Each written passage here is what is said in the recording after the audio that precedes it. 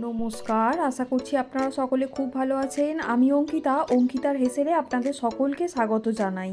চলুন আজকে দেখে নেওয়া যাক ডিম কষা কী করে করে থাকি। প্রথমেই 3টে ডিমকে ভালো মতো সেদ্ধ করে নিয়েছি। অবশ্যই সেদ্ধ করার সময় জলের মধ্যে একটু নুন দিয়ে সেদ্ধ করেছি, যাতে ডিমের খোসাগুলো খুব ইজিলি ছাড়ানো যায়। তারপর বেশ কিছু জিনিস কেটে নিয়েছি, যেমন 2টো আলুকে টুকরো করে কেটে নিয়েছিলাম, সেগুলো তেলের ওপর দিয়ে দিলাম। দিয়ে ভালো মতো নুন আর হলুদ দিয়ে এদিকে আলুটা ভাজা হচ্ছে। চলুন আর কি কেটেছিলাম সেগুলোও বলে দিই। একটা বড় টমেটো, একটা বড় পেঁয়াজ, বেশ কিছুটা ধনেপাতা কেটে রেখেছিলাম। তো এবার আলুগুলো লাল লাল করে ভালো মতো ভেজে নেওয়ার পর ওই তেলের মধ্যেই একটা তেজপাতা, 2টো ছোটো এলাচ আর একটু দারচিনি অ্যাড করে দিলাম। আর একদম জিরি করে পেঁয়াজগুলো কুচিয়ে রেখেছিলাম সেটাও অ্যাড করে দিলাম। দিয়ে ভালো মতো লাল লাল করে পেঁয়াজগুলো একটু ভেজে নিলাম। তারপর কেটে রাখা টমেটোটাও অ্যাড করে দিলাম। দিয়ে ভালো মতো পেঁয়াজের সাথে টমেটোটা আরও বেশ কিছুটা সময় ধরে ভেজে নেব। আর 3টে মুখ ছেঁড়া কাঁচা লঙ্কাও অ্যাড করে দিলাম। পেঁয়াজ আর টমেটোটা ভালো মতো ভাজা হয়ে যাওয়ার পর 2 চা চামচ অ্যাড করে দিলাম আদা রসুনের পেস্ট। দিয়ে এবার ভালো মতো মশলাটা কষিয়ে নিতে হবে। পরিমাণ মতো নুন অ্যাড করে নিলাম। আর লঙ্কার গুঁড়ো, হলুদের গুঁড়ো 1 চা চামচ করে অ্যাড করে নিলাম। নিয়ে ভালো করে সময় নিয়ে একটু মশলাটা কষিয়ে নিতে হবে, যাতে আদা রসুনের কাঁচা গন্ধটা একেবারে চলে যায়। মশলা থেকে একদম সুন্দর মতো তেল ছেড়ে আসে।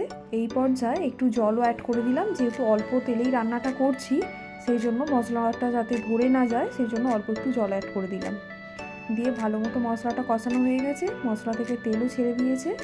ও হ্যাঁ, আপনারা চাইলে সেদ্ধ করে রাখা ডিমটা অবশ্যই একটু ভেজে নিতে পারেন। আমি ব্যক্তিগতভাবে সেদ্ধ ডিম ভাজতে পছন্দ করি না, কারণ ডিমের যে অ্যালবুমিন প্রোটিনটা সেটাই অনেকটা অংশে নষ্ট হয়ে যায়। এই পর্যায়ে আগের থেকে ভেজে রাখা আলু আর সেদ্ধ ডিমগুলো অ্যাড করে দিলাম।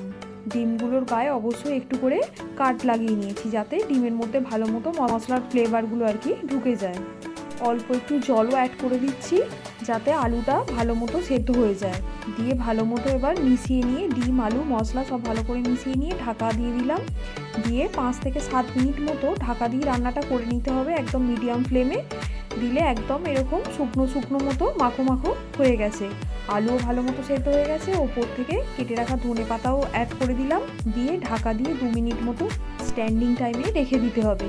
তারপরে রেডি হয়ে যাবে টক ঝাল এইরকম একদম শুকনো মাখো ডিমের কারি, যেটা ভাত, রুটি, পরোটা, পোলাও যা কিছুর সাথে ইজিলি খুব সুন্দর খাওয়া যেতে পারে।